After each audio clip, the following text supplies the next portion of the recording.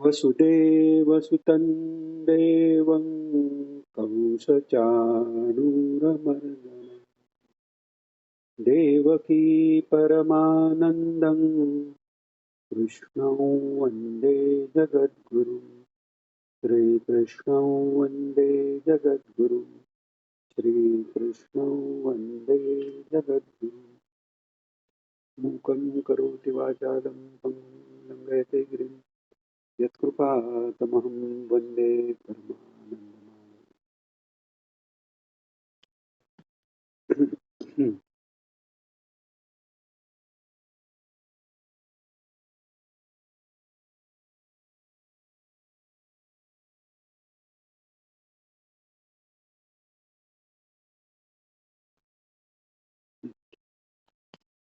काल आपण 5वा अध्याय श्लोक 11 पर्यंत पाहिलेलं. 11 पासून पुढच्या श्लोकांचे एक सलग अर्थ असल्यामुळे 11वा थोडस परत पाहू. कायेन मनसा बुद्ध्या केवलैरिन्द्रियैरपि योगिनः कर्म कुर्वन्ति संगं त्यक्त्वात्मशुद्धये.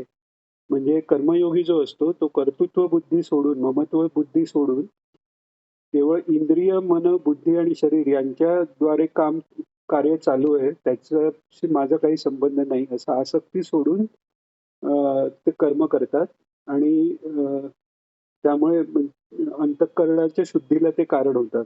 म्हणजे कर्मात माझी चित्तशुद्धी व्हावी ह्या पलीकडे काही उद्देश नाही किंवा किंबहुना काहीच उद्देश नाही. अशा पद्धतीने त्यांनी एक ईश्वराज्ञा किंवा वेदो वेदांची आज्ञा या दृष्टीने ते कर्म करतात. तर 12वा श्लोक.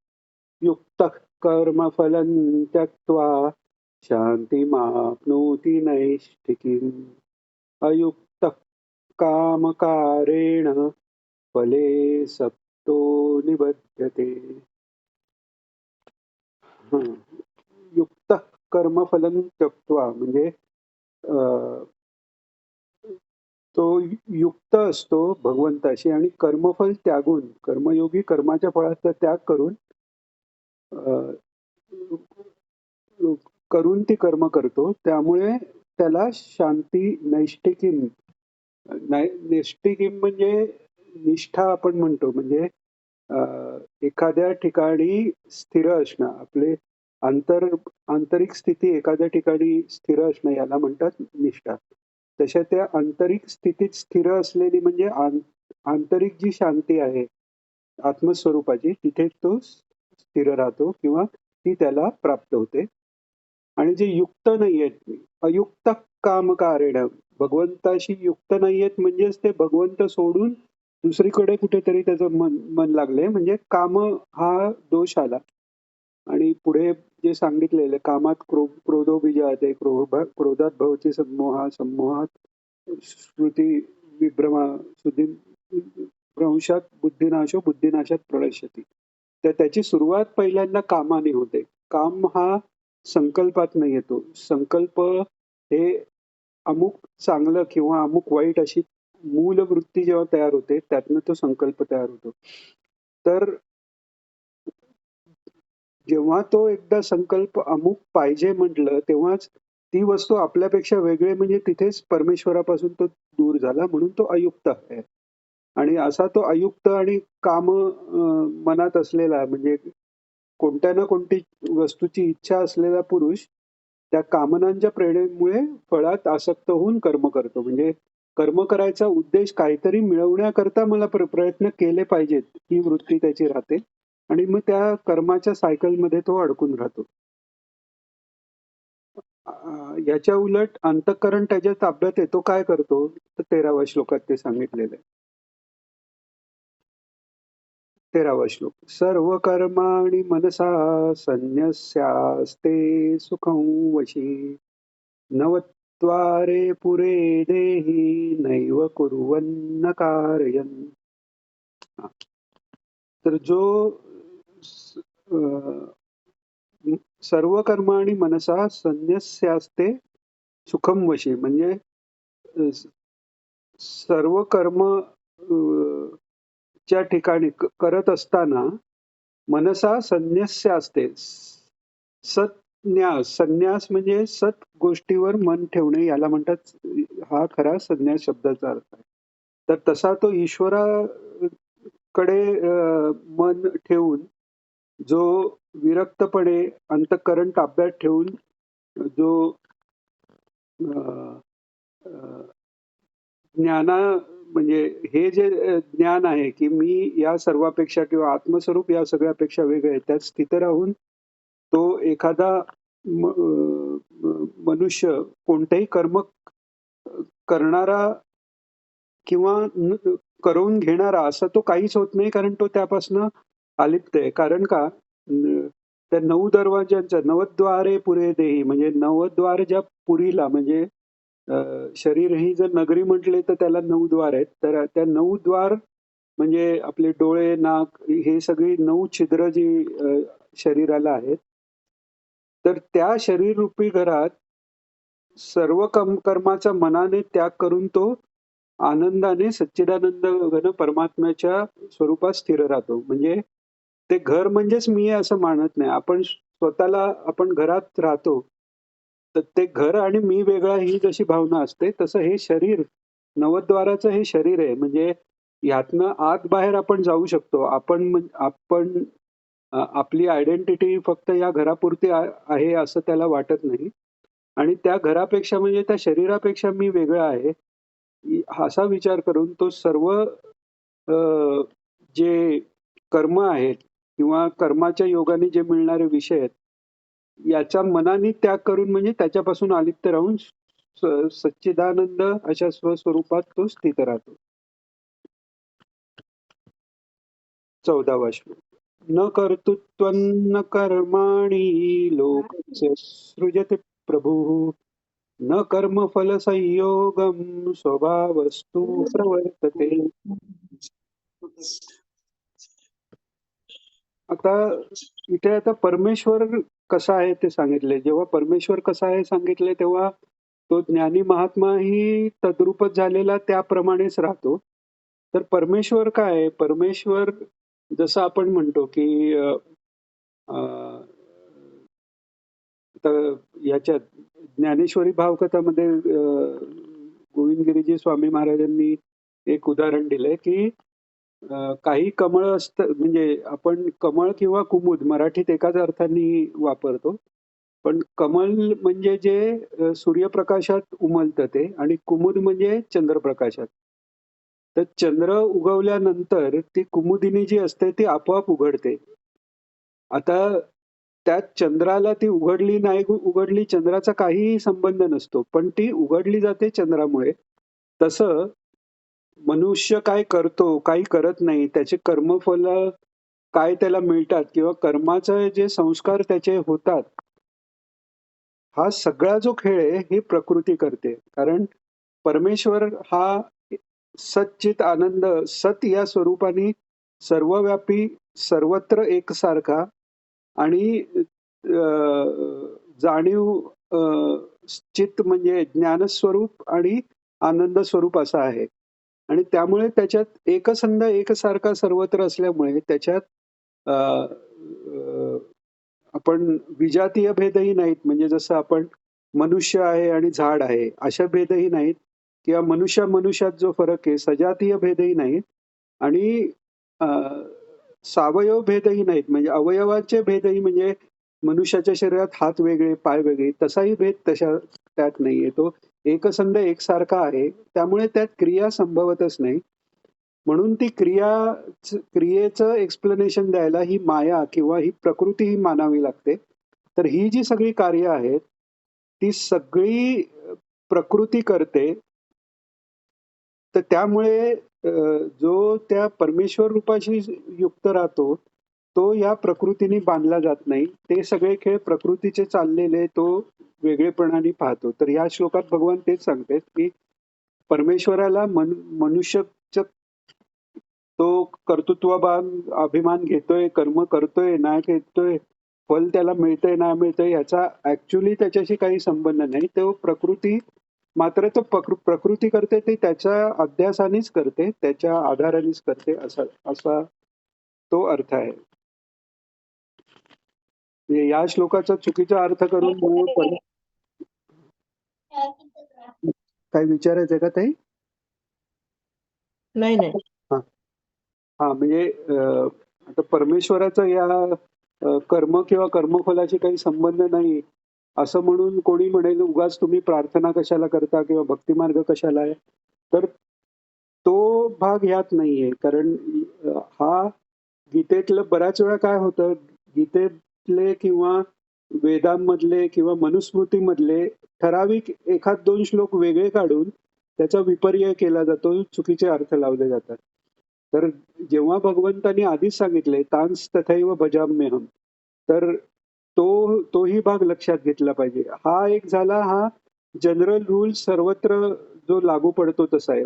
भगवान अकर्ता आहे, पण भगवान अकर्ता असला तरी जर भक्त प्राथमिक भक्तालाही जर काही कशाची सकामाची इच्छा असेल, तर त्याला ती प्रकृती शेवटी भगवंतावरच अधिष्ठित असल्याने तीही त्याला अनुकूल होऊन त्याला तशी फलं त्याची चित्तशुद्धी झाल्यावरही मिळू शकतात.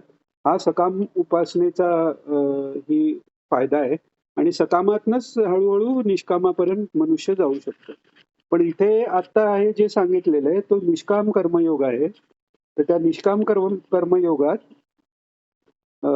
जेव्हा म्हणजे फक्त मनुष्यच नाही तर ज्ञानी मनुष्य असा का, कारण तो परमेश्वराशी युज्य जोडला गेलेला आहे आणि हे परमेश्वराचं लक्षण आहे की तो कशातही अलिप्त नाही. मग पुढे सांगतायत 15व्या श्लोकात. मी म्हणू का 15वा? हा घ्या ताई, चालेल. घेऊ का? ना दत्ते कस्यचित् पापं न चैव सुकृतं विभुः अज्ञानेनावृते ज्ञानं तेन मुह्यन्ति जन्तवः. म्हणजे खरं तर परमेश्वर जो आहे तो त्याचं म्हणजे पापकर्म किंवा पुण्यकर्म, कोणी पाप केलं किंवा कोणी पुण्य केलं ते तो स्वतःकडे घेत नाहीत. म्हणजे हे सांगायचा उद्देश असा आहे की पूर्वी आपण पाहिलं की सगळंच ब्रह्म आहे आणि मग त्याचं फळही ब्रह्म, म्हणजे फळ पण ईश्वराचं, सगळं कर्तृत्व ईश्वराचं. तर ईश्वर काहीच कर्तृत्व घेत नाहीये. म्हणजे ते पाप पुण्य तुमच्याकडनं होतंय. तर एक महाभारतातलाच एक श्लोक आहे तो म्हणजे खूप म्हणजे एका दृष्टीने पाहिलं तर तो भक्तियोगाच्या मार्गक्रमणासाठी खूप चांगला श्लोक आहे. पण तो म्हटला गेला एक्झॅक्टली त्याच्या विरुद्ध गोष्टीसाठी. दुर्योधनाच्या तोंडी जे आहे, जेव्हा दुर्योधनाला सांगितलं जातं की तू असं वागू नकोस, अमुक नको, तेव्हा दुर्योधन म्हणतो की केनापि देवेन हृदयस्थितेन यथा नियुक्तोस्मी तथा करोमी.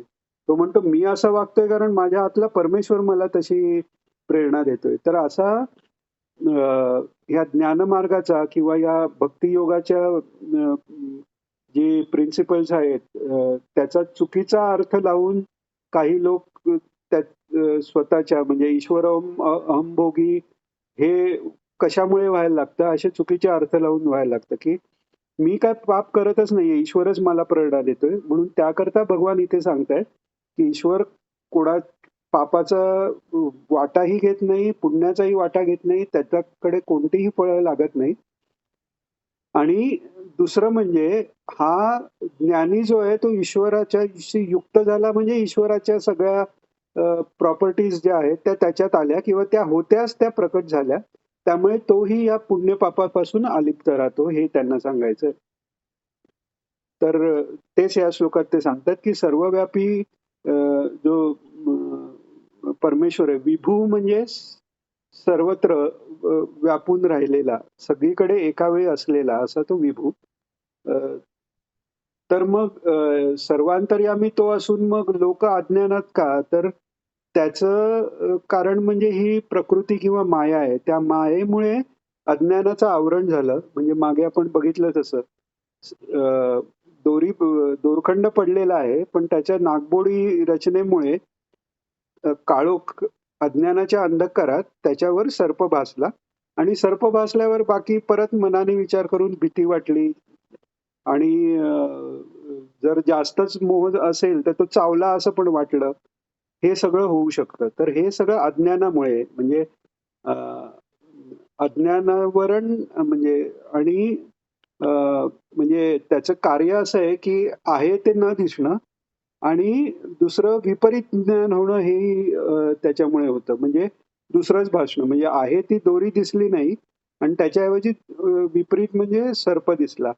तर हे जे आवरण अज्ञानाचं आहे, त्याच्यामुळे लोकांना हे पुण्य, पाप वगैरे हे दिसतंय. याचा अर्थ असा नाही, की पुण्य, पापाचा विचार आपण आत्ता सोडून जायचा. जोपर्यंत आपण अज्ञानाच्या आवरणात आहोत, तोपर्यंत पुण्य काय, पाप काय हे आपल्याकरता महत्वाचं आहे.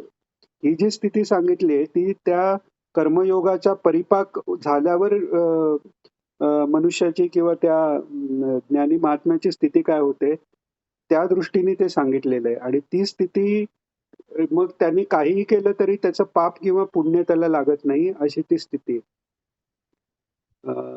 तर त्यामुळे अज्ञानी जे लोक आहेत, ते सगळ्या पुण्य-पाप विचारात किंवा मला हे मिळेल, मला ते पाहिजे, असं केलं तरच तमुक होईल, ह्या सगळ्या विचारात ते अडकलेले. 16वा अध्याय. हा. ज्ञानेन तु तदज्ञानम् येषान्नाशितमात्मनः तेषामादित्यवत् ज्ञानम् प्रकाशयति तत्परम्. अरे वा. आता अ, भगवान हे सांगतायत, की आपण पुण्य-पाप किंवा सत्व, रजक, तमस सात्विक गुणाचा विकास करावा हे म्हणतो. पण शेवटी तो सत्व हा पण त्रिगुणातला म्हणजे मायेच्या आतलाच आहे. तर जेव्हा ज्ञानाचा प्रकाश पडतो कसा, की अ, आदित्यवत ज्ञानम म्हणजे सूर्य जसा अ, अ, अ, प्रकट झाला, की पूर्ण अंधकाराचा नाश होतो. असं नाही की थोडासा अंधकार दूर झाला, थोडासा राहिला. त्यामुळे ज्ञान झालं, की त्या क्षणी सर्वज्ञच झाला तो. असं नाही की या बाबतीत ज्ञान झालंय, त्या बाबतीत. बाकी संसाराचे जे विद्या आहेत, त्याच्यात एकेका विद्येत एक प्रवीण होतो, 2 विद्येत होतो. पण अध्यात्म विद्या अशी आहे, की अध्यात्म विद्या विद्यानाम म्हटलंय भगवंतांनी, की त्यांनी जेव्हा ज्ञान झालं, तेव्हा प्रकृती आणि आत्मतत्व या बाबतीत जे काही समजायचंय ते त्याला ऑलरेडी समजून गेलेलं आहे. तर जसं सूर्याचा प्रकाश झाल्यावर अंधकाराचा नाश नाश होतो आणि सगळं स्वच्छ दिसायला लागतं, तसं अ, हे सूर्यासारखं हे ज्ञान जे आहे, त्याच्यानी तो सच्चिदानंद परमात्मा दिसतो. आता ते ज्ञानही सच्चिदानंद परमात्म्याचंच आहे. अज्ञान हे एखादं ढग आल्यासारखी गोष्ट आहे. 17वा.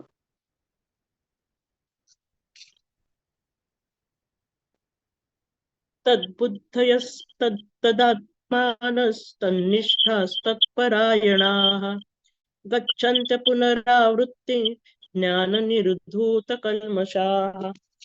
आता हा एक खूप महत्वाचा श्लोक आहे. तद्बुद्ध्यास्तदात्मान.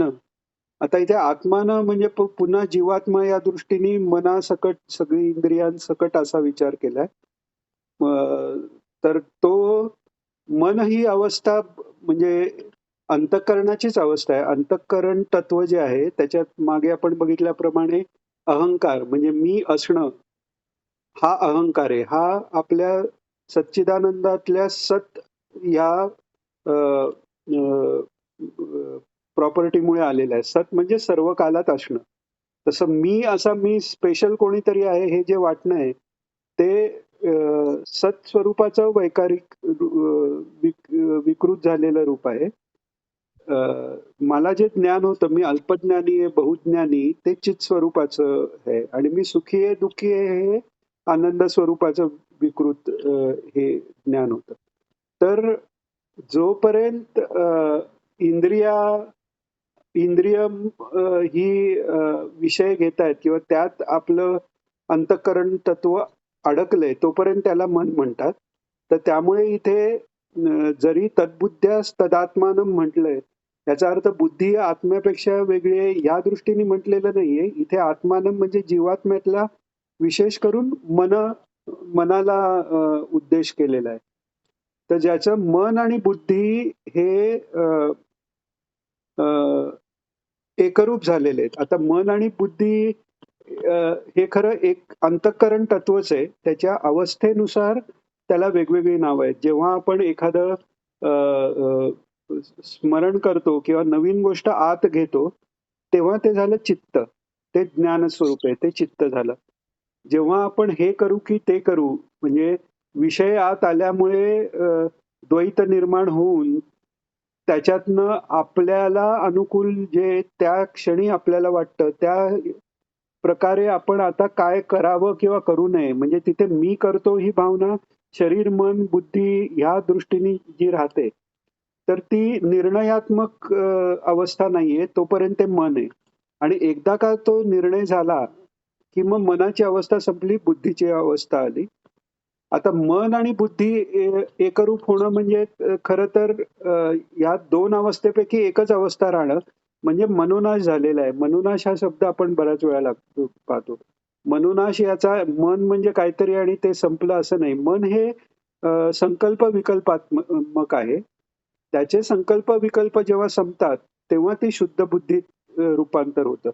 तर तसं जेव्हा होतं, मन आणि बुद्धी एकत्र म्हणजे शुद्ध अंतःकरण तत्व हे शुद्ध झालेलं आहे.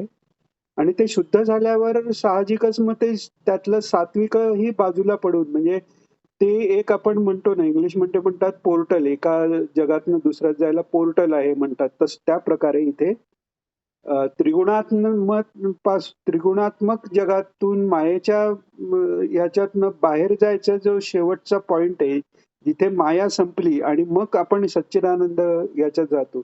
तर तिथे ती शुद्ध बुद्धी, ती शुद्ध बुद्धी आहे. तिथपर्यंत झाल्यावर तो परमात्म्याचा प्रकाश मिळतो आणि गुरुच्या कृपेने मग तो स्वतः परमात्मा स्वरूप होतो. आज्ञाचक्राच्या इथे सविकल्प समाधी आहे, तेव्हा साक्षात्कार झालेला आहे, पण एकरूपता नाही आलेली आणि पुढे ती एकरूपता गुरुच्या कृपेने होते. तर ती स्थिती इथे सांगितली की अज्ञानाचा जेव्हा नाश झाला, तेव्हा ते परमात्मा प्रकाशित झाला आणि मन आणि बुद्धी एकरूप झाली म्हणजे शुद्ध बुद्धी झाल्यानंतर हा अनुभव येतो आणि तो अनुभव आल्यावर तो आणि परमात्मा असं काही वेगळं राहतच नाही. तो पूर्ण म्हणजे तो गच्छन्त अ, गच्छन्त पुनरावृत्तीम ज्ञान निर्धूत कल्मषा म्हणजे ज्ञानाने त्याचे कल्मष म्हणजे नुसतं पापच नाही, पाप पुण्य सगळं इथे पापाचा अर्थही पुण्य आणि पाप हे दोन्ही. तो पापरहित होतो म्हणजे पाप आणि पुण्यरहित होऊन तो परमगतीला प्राप्त होतो म्हणजे ईश्वराशी ऐक्य पावतो. 18वा श्लोक. 18. विद्या विनय संपन्ने ब्राह्मणे गविहस्तिनि शुनि चैव स्वपाके च पंडिताः समदर्शिनः. हा आता ही जी आत्मस्थितीला पोचलेला महात्मा आहे, ही त्याचे आतापर्यंत भगवंतांनी त्यांची आंतरिक स्थिती सांगितली. आता कोणाचीही आंतरिक स्थिती समजायला तो स्वतः ज्ञानी झाल्यानंतरच समजू शकते. मग आता अर्जुनाला किंवा पुढे जे सगळे आपल्यासारखे जीव या गीतेपर्यंत पोचणार आणि त्यांच्यासाठी म्हणून भगवान त्यांची लक्षणं सांगतात की तो ज्ञानी पुरुष कसा ओळखावा, तर तो ज्ञानी पुरुष विद्या आणि विनय हे दोन्ही त्यांच्याकडे असतात. म्हणजे असं म्हणतात ज्ञानाचे लक्षण म्हणजे त्याच्याकडे विनयासकट विद्या आहे किंवा शौर्यासकट क्षमा आहे. अशी जी परस्पर विरोधी वाटणारी जी क्वालिटीज आहेत, ह्या दोन्ही क्वालिटीज एकत्र आहेत. असा तो ज्ञानी आहे. तर आणि मग तो अजून कसा आहे की तो विद्याविनय म्हणजे स्वतः तो विद्याविनय संपन्न ब्राह्मण म्हणजे ब्रह्म ज्यांनी जाणले असा तो स्वतः आहे. तरीही त्याला तो स्वतः किंवा दुसराही जे विद्याविनय संपन्न जे ब्राह्मण आहेत ते असो किंवा गवी म्हणजे गाय असो किंवा हत्ती असो, कुत्रा असो किंवा शुनिश्चैव स्वपाकेच्या पंडिता समदर्शिन किंवा एखादा म्हणजे स्मशानात जे असतात चांडाळ त्या त्या जातीचा असो, म्हणजे पूर्ण रेंज एक भगवंतानी जीवांची घेतलेली आहे, की ब्रह्मज्ञानी पुरुषापासून ते अगदी चांडाळ, इवन कुत्रा, हत्ती, थोडक्यात काय सगळे जीव ह्याच्याकडे तो समदर्शिना हा असतो, म्हणजे सगळ्यांना सारखं पाहतो. आता हे सगळ्यांना सारखं पाहतो कारण मागे आपण कालच्या ह्याच्यात पाहिलं की सर्वत्र तो स्वतःलाच पाहतो आणि सर्वत्र परमेश्वरालाच पाहतो. म्हणजे तो आणि परमेश्वर एक झाला तर सगळीकडे त्याला आत्मस्वरूपाचा किंवा ईश्वर स्वरूपाचा प्रत्यय पूर्ण असल्यामुळे तो सगळ्यांना सारखं पाहतो.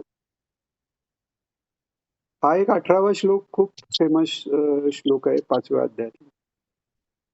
19वा श्लोक. मला एक विचारायचं होतं 18व्या श्लोकात हा आत्मा विचारू. आणि परमात्मा हम्म. हे म्हणजे दोन वेगळं हे दाखवले का? म्हणजे मन म्हणजेच आत्मा असं होतं का? आत्मा हा शब्द आहे ना, तर आत्मा हा शब्द वेगवेगळ्या संदर्भाने वेगवेगळ्या वेळी वेगवेगळा वापरला जातो.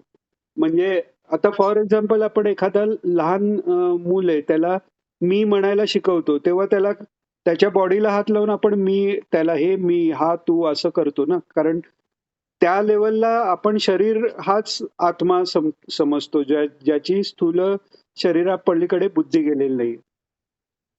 जनरली कोणत्याही आपल्या श्रुती किंवा स्मृती मध्ये कोणत्याही पुराणादिक किंवा गीतेत आत्मा हा शब्द एकतर जीवात्म्याला वापरलेला आहे, तेव्हा त्याचा अर्थ आत्मा आणि त्याच्या आधाराने राहणारे अंतःकरण तत्व मन, चित्त, बुद्धी, अ, अ, अहंकार याच्या सकट अ, अ, आणि सर्व इंद्रिय असा तो मिळून जीवात्मा होतो. याला बऱ्याचशा ठिकाणी आत्मा म्हणून म्हटलेलं आहे.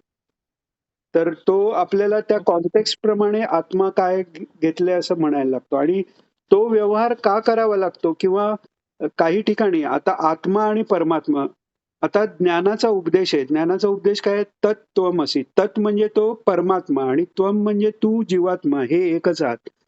आता जीवात्मा आणि परमात्मा हे वेगळे नाहीच आहेत. पण तरी जोपर्यंत आपण ह्या मायेत आहोत तोपर्यंत आपल्याला ते वेगळे भासतायत. त्यामुळे तो व्यवहार करावा लागतो की हा आत्मा आणि हा जीवात्मा.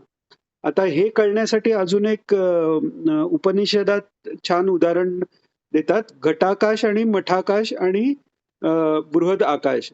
आता घटाकाश म्हणजे समजा एक पाण्याचा घड आहे. आता पाण्याच्या घड्याच्या आत जे आकाश आहे त्याला घटाचा आकार आल्यासारखा दिसतो आणि बाहेरच्या आकार समजा तो एखादा घट आणि त्याच्यावर आपण झाकण ठेवलं तर त्याच्या आतही आकाश आहे, त्याच्या बाहेरही आकाश आहे.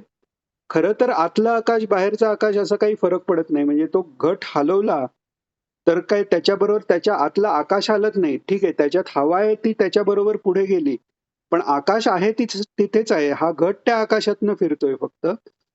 पण हे समजण्यासाठी पहिल्यांदा ते घटाकाश म्हणून वेगळं मानावं लागतं आणि मग पूर्ण जे आकाश आहे त्यातलं त्यातलं म्हणजे घटाकाशातला घटाचा भागाचा निराश झाला, घट फोडला की घटाचा आकाश आणि बाहेरचं आकाश एकत्र होऊन जातं असा व्यवहार आहे. खरं ते वेगळं कधीच नव्हतं.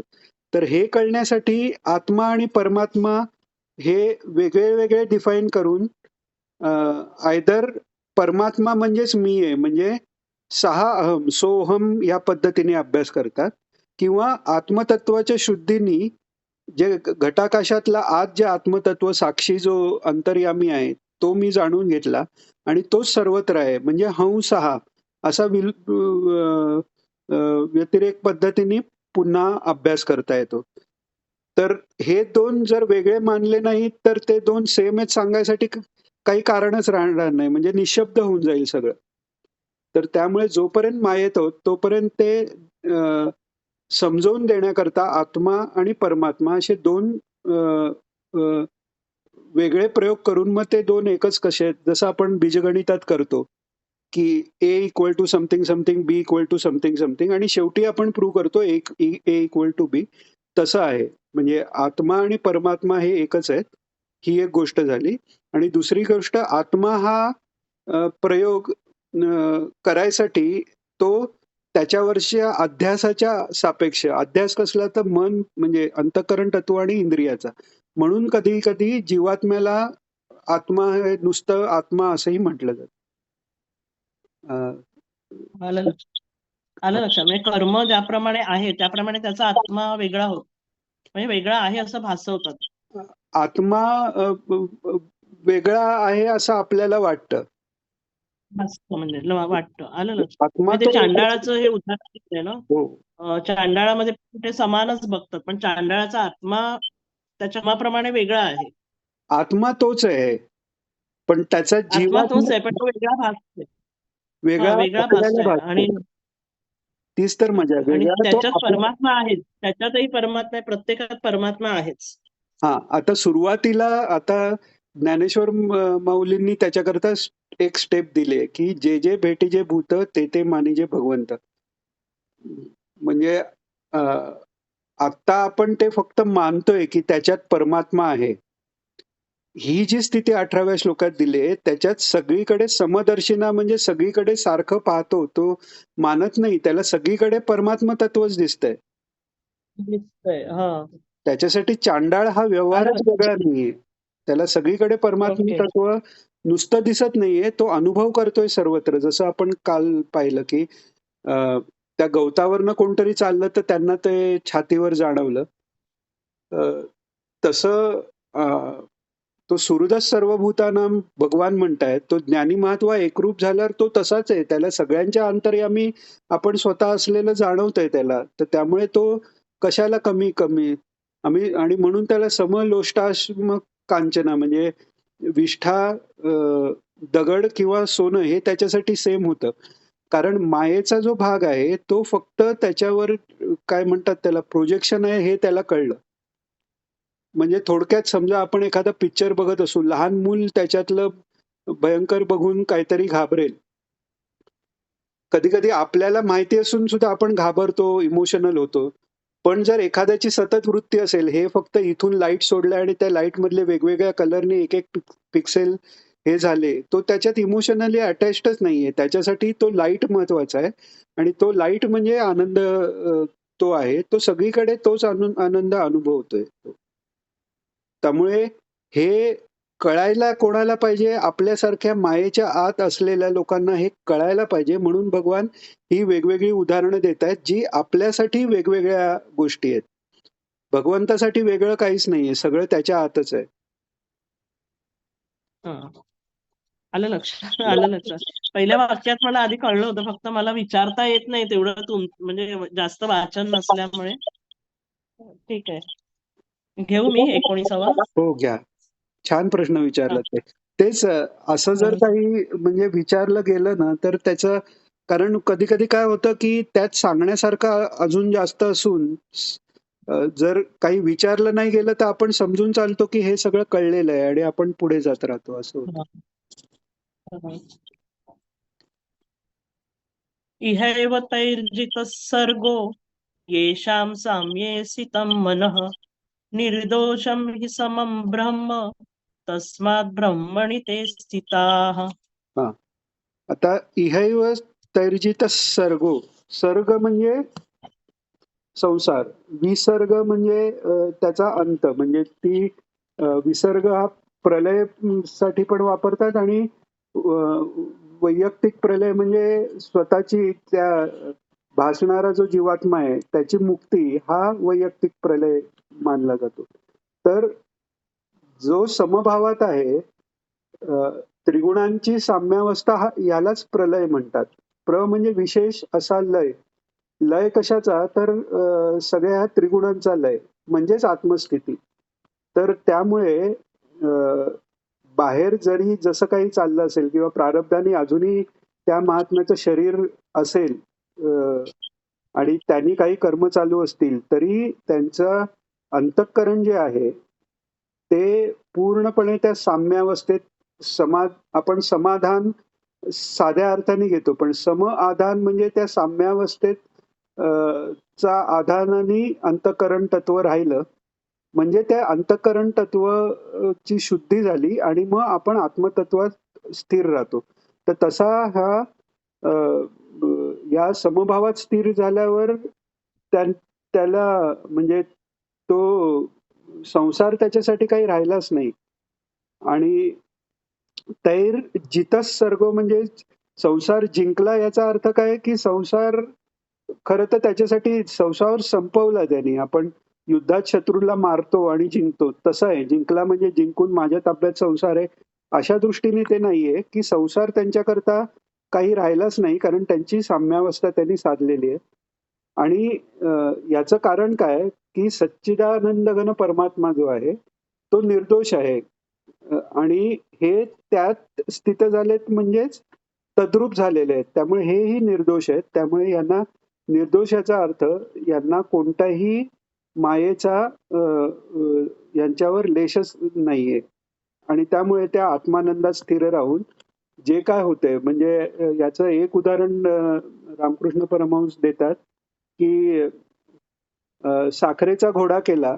आता एक लहान मुलगा आहे, यात्रेत गेला आणि त्यांनी बघितलं की घोड्यावर समजा बसलेला देव दाखवलाय.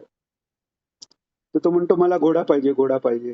घोडा घेतो, चाकतो, गोड लागतो. अर्धा हे केल्यावर तो म्हणतो नाही नाही मला ते त्याच्यावर बसलेला माणूस पाहिजे. ते चाकतो तर ते पण तसंच गोड लागतंय. म्हणजे ज्याला ती समस्थिती प्राप्त झाली त्याला हे सगळे दिसणारे आकार विकार जे पंचेंद्रियांचे विषय आहेत हे सगळे हे फक्त भासमान आहेत. मूळ तत्व जशी इथे साखर त्या मुलाला कळली तशी त्याला मूळ सच्चिदानंद रूप कळल्यावर हा भास राहिला काय नाही राहिला काय हा त्याच्यासाठी एक काय म्हणजे त्याला काही महत्वच राहत नाही आणि हा आत्मस्थितीत स्थिर राहतो. 20वा घेऊन मग आपण थांबूया. 20वा. 20वा घेऊ का? हो. हं. न प्ररुष्येत प्रियं प्राप्य नो द्विजेत प्राप्य चाप्रियं स्थिरबुद्धिरसम्मूढो ब्रह्मविद् ब्रह्मणि स्थितः. आता इथे पुन्हा कसं सांगितलं की न प्रवृष्येत म्हणजे असा एकदम हर्ष त्याला होत नाही. म्हणजे तो आनंदी नाही असा अर्थ नाही. त्याचा आनंद त्याला मिळालेला आहे आणि तो कायम आहे आणि तो परमानंद आहे. तर त्यामुळे व्यवहारातला आता इथे प्रिय मिळाल्यावर तो हर्षित होत नाही आणि अप्रिय झाल्यावर उद्विग्न होत नाही. हा ही जो व्यवहार सांगितलेला आहे तो आपल्यासारख्या अज्ञानी लोकांच्या दृष्टीने सांगितलेला आहे. त्याच्या दृष्टीने खरं तर प्रिय अप्रिय काही नाहीच आहे. जसं आपण तितिक्षेबद्दल म्हणतो की आपल्याला वाटतं तितिक्षा म्हणजे सहनशीलता. तितिक्षा म्हणजे सहनशीलता नाहीये. तितिक्षा म्हणजे दुःख ह्यानी होतंय ही जाणीवच न होणे ही तितिक्षा आहे. तर त्यामुळे इथे प्रिय आणि अप्रिय वस्तू म्हणजे आपल्या दृष्टीने अज्ञानाच्या दृष्टीने जे प्रिय आहे की मान झाला, सुख साधनं मिळाली, शरीर चांगल्या अवस्थेत राहण्यासाठी जे आवश्यक असतं, जिभेला जे आवडतं, सगळ्या विषय इंद्रियांना जे विषय आवडतात ते मिळालं म्हणजे आपण प्रिय म्हणतो. तसं त्याला मिळालं तर त्याला फरक पडत नाही, कारण त्याच्यासाठी प्रिय आणि श्रेयस ह्या दोन वेगळ्या गोष्टी नाहीत. तो त्या आत्मस्वरूपात तल्लीन आहे आणि तो संशयरहित आहे. म्हणजे त्याला पूर्ण ज्ञान असल्याने कोणत्याही गोष्टींनी त्याचं ते एकत्व भंग पाहत नाही. या भास त्याला वस्तू दिसत नाही किंवा तो चालत नाही, तो खात नाही, त्याला चव कळत नाही असा अर्थ नाही. पण त्या कोणत्याही गोष्टींनी त्याच्या मनात कधीही संशय येत नाही की आपण आत्मस्वरूपापेक्षा वेगळे आहोत. कारण आता आपल्याला समजा आपण आरशात बघितलं 10 जणात तर आपण आपल्याला ओळखतो ना, अरे हाच का नक्की मी आपण म्हणत नाही.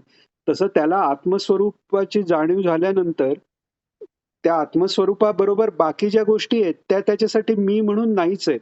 त्यामुळे त्याची स्थिती कधीही बिघडत नाही आणि त्यामुळे तो ब्रह्मवेत्ता जो पुरुष आहे, ब्रह्मविद म्हणजे जाणणे, तो ब्रह्मवेत्ता हा कायम ब्रह्मात स्थित असतो. आता ज्ञानाचं हेच एक लक्षण आहे की ज्ञान जेव्हा होतं तेव्हा ज्ञान जो देतो तो गुरु, ज्ञान घेणारा शिष्य, ते ज्ञान आणि ज्याचं ज्ञान होतं तो परमेश्वर, हे सगळे एकरूप एक ज्ञानरूपाने त्या सच्चिदानंद रूपाने राहतात. त्यामुळे तो ब्रह्मवेत्ताच ब्रह्मरूप होऊन राहतो असं इथे म्हटलेलं आहे. उद्या वाटलं तर ह्याच्यावर अजून जर काही शंका असेल किंवा अजून जाणून घ्यायचं असेल तर उद्या आपल्याला घेता येईल. तर प्रार्थना घेऊया. हो हो योगेशं सच्चिदानन्दं वासुदेवं व्रजप्रियं धर्मसंस्थापकं वीरं कृष्णं वन्दे जगद्गुरुं श्रीकृष्णं वन्दे जगद्गुरुं श्रीकृष्णं वन्दे जगद्गुरुं. जय श्रीकृष्ण सर्वांना.